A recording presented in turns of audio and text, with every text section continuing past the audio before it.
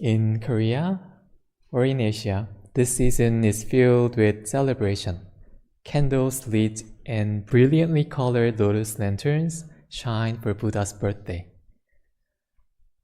As the day comes near, I find myself reflecting on what the Buddha means to me.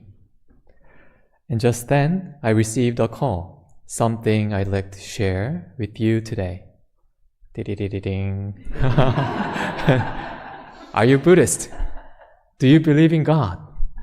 One day, a guy asked me over the phone, "Why don't you believe in God?" Oh, this guy wants a fight.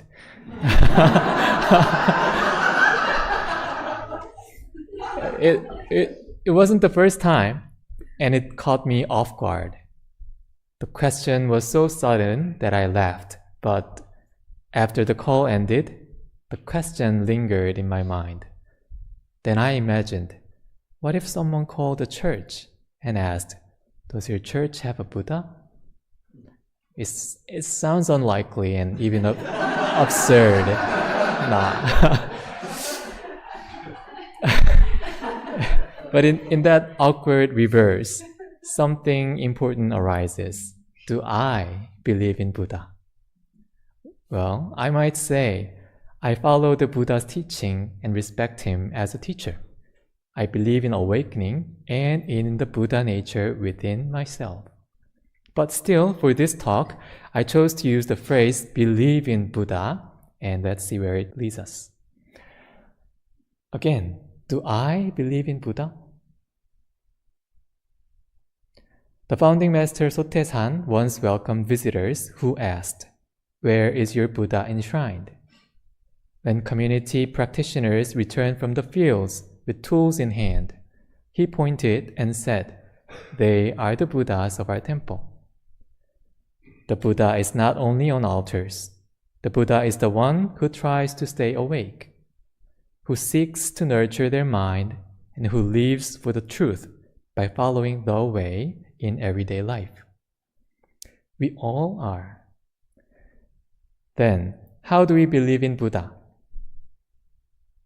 By taking refuge in the three jewels, Buddha, Dharma, and Sangha. With belief, reverence, and wholehearted commitment, we can truly believe in Buddha.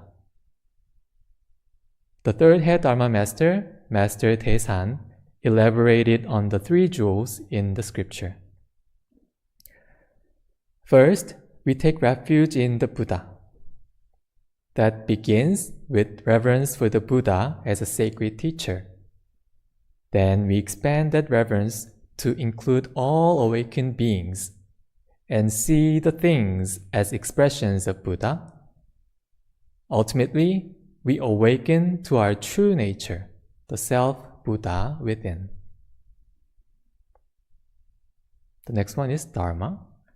Then we take refuge in the Dharma. We start by trusting the Buddha's teachings.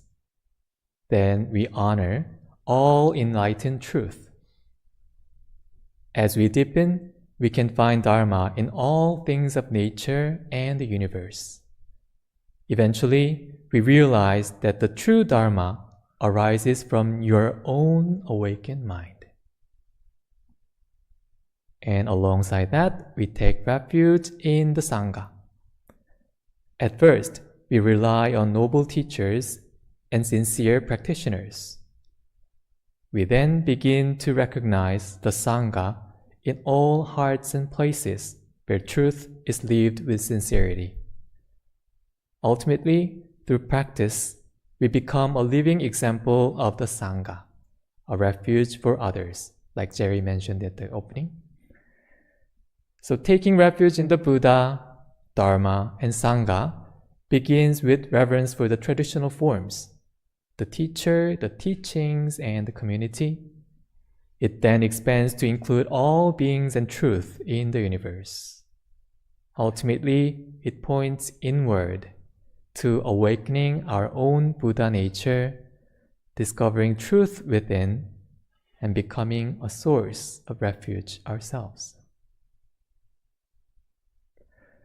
This is how we find Buddha within or believe in Buddha.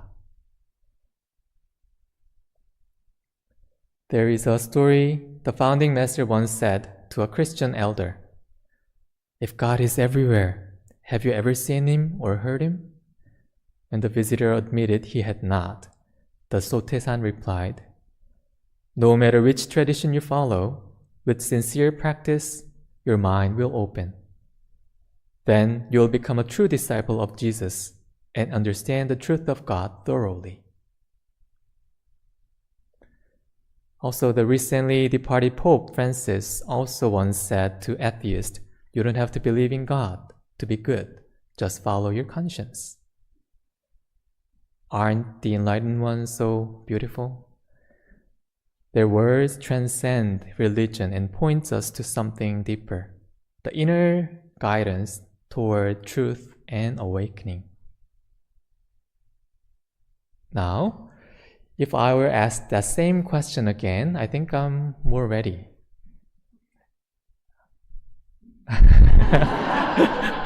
Oh, in that sense, yes. I actually do believe in God that's omnipotent, omniscient, and omnipresent, just like the three jewels within myself.